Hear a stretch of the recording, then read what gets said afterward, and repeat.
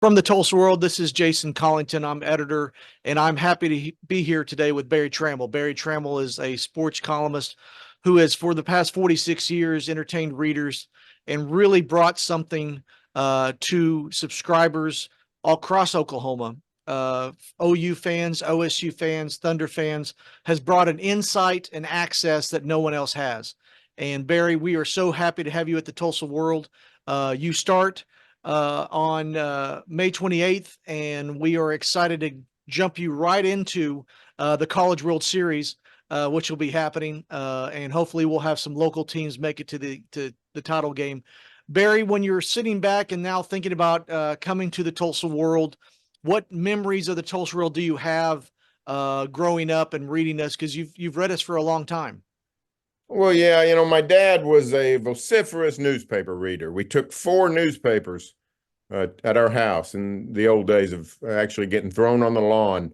The World wasn't one of them. I grew up in Norman, and the World didn't deliver to Norman, but my dad would go buy the World, particularly on Sundays.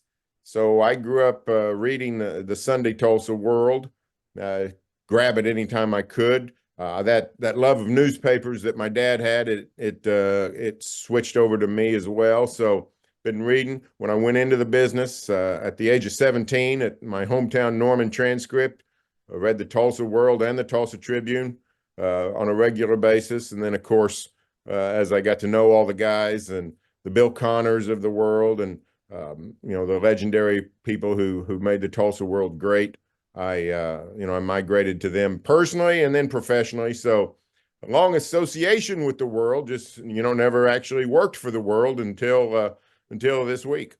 And you are a part of the Oklahoma Journalism Hall of Fame, and there's another member that you helped get in there and nominated, and he was a Tulsa World writer. Tell me that story. Well, I mean, my dad grew up in Mays County, about an hour east of Tulsa, Locust Grove, Salina area. And son of sharecroppers, didn't have any money. My favorite story of my dad growing up is in 1939. My dad was 11 years old, and his school there in Salina had a field trip to Pryor to see the Wizard of Oz, which in 1939, seeing the Wizard of Oz for a kid in rural Mays County was like if a spaceship landed in downtown Tulsa. Literally, it would be that kind of excitement and amazement. It cost a nickel to go. My dad didn't get to go, didn't have the nickel. So he couldn't go spend any money on newspapers.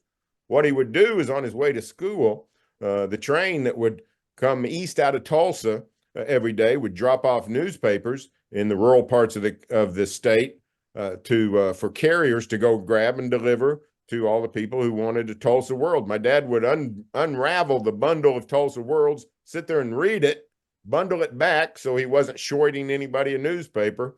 And that's how he read a newspaper as a boy. The thing he enjoyed the most was the sports. And B.A. Bridgewater was a legendary Tulsa newsman, had about a 50-year career at the Tulsa World. Much of that was in sports. Some of it was in news. I think he was managing editor for a while. But B.A. Bridgewater was a noted sports columnist. When I was a kid, my dad, we would be reading Bill Connors, but my dad would also talk about B.A. Bridgewater. And a few years ago, I was thumbing around the Oklahoma Journalism Hall of Fame and looking for names, and I thought of B.A. Bridgewater, and I said, well, I'm going to look him up and read more about his bio. He wasn't in the Oklahoma Journalism Hall of Fame, and I couldn't believe it. So I researched his career.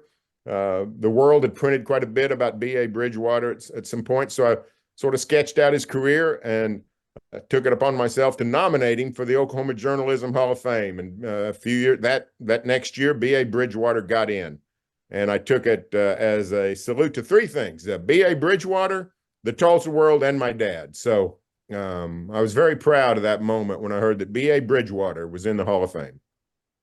One of the things that I really appreciate that you did that goes to the content of your character of remembering the people who you read and remembering those who I was a Tulsa. My parents took the Tulsa World as well growing up, and I think it's one of those things where you got to remember the past a little bit, and we can't forget the people who got us here, the people who wrote those columns, filled those papers up for years and years and years, so it could be there for us to fill up. I think Right. it's really important to do that. When you think about your career and now coming to it now 46 years later, what is it that you haven't written yet? What do you hope to do at the Tulsa World to really continue a career that's not only a Hall of Fame career, but one that so many readers enjoy?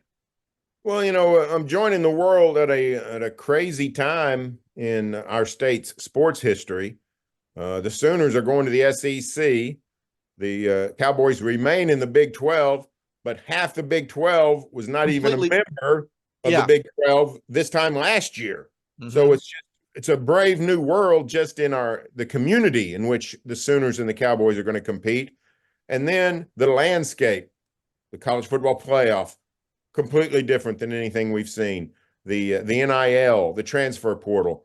It's just a sea change. And I hope to bring some clarity to that and to some understanding. I hope to bring it to myself. I mean, I'm just as sort of mystified about what's going on as everybody, but I do have a lot of years of insight and a lot of years of context and contacts that maybe I can help us all navigate what's going on and why we're where we're at in this and what the future holds and what it really means. For a long time, college sports was pretty stagnant, pretty staid, and we just sort of could sort of count on everything being as it always was. That's no longer the case. So hopefully, just help readers navigate through this forest of uncertainty and maybe demystify it for all of us. Yeah, there's always been money in college football, but now they're paying it out. Uh, Right. that's The going to guys be a on the guys different on the era. field are getting some of it. Who thought? Yeah, Who I knew? was, I was going to say some of the things that caused the death penalty at SMU are legal now, and that's just that wasn't too long ago. And it is a brave new world. Barry, to close out here, what are some things that when you think about some stories that have really stuck with you? I know that you are, as you and I have talked over the last several weeks, you're not just a sports guy. You're just a journalist, and you've done some stories outside of sports. You've done some stories inside of sports world. What are some things that have stuck with you when you think about your career that you're like, I was able to write something that really had some impact?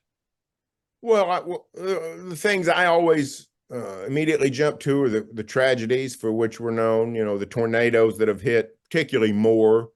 The bombing, of course, in '95. I was pulled out of sports on all of those occasions and spent anywhere from 4 days to 10 days writing nothing about sports, just writing about people and events and the tragedies.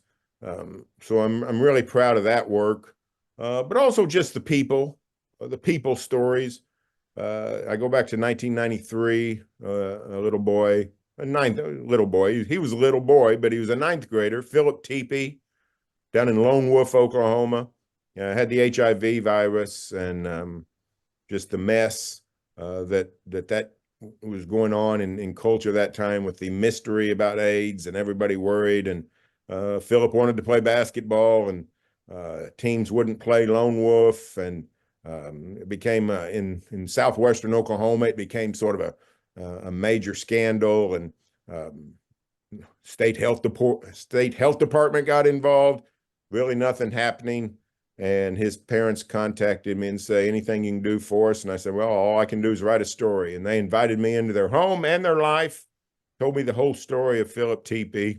And I wrote probably what I would say is the preeminent story of my career about the AIDS virus and HIV and how is it related to athletics, all through the prism of this 14-year-old boy in Lone Wolf, Oklahoma.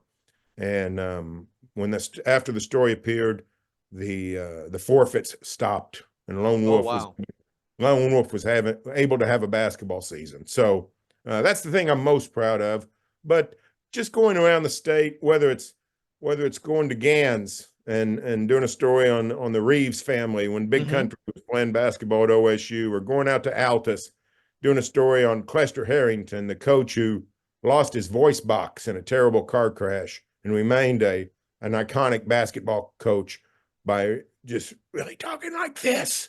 I mean, just a wonderful man, a wonderful character, and just going out and meeting Oklahomans and writing about them. So that's what I hope to continue to do at the World. Is, you know, still want to go to the NBA Finals. Still want to go to the Orange Bowls when the Sooners or the Cowboys are there. Still want to go to Final Fours when we get the college basketball booming again here.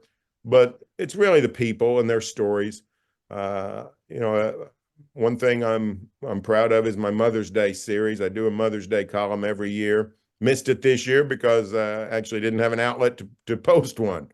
So, but writing about Jesse Selman and the John Smith's mother and all the various mothers who've made such great Oklahoman athletes, and just trying to connect Oklahomans with these cruel stories about some of the people they cheer for.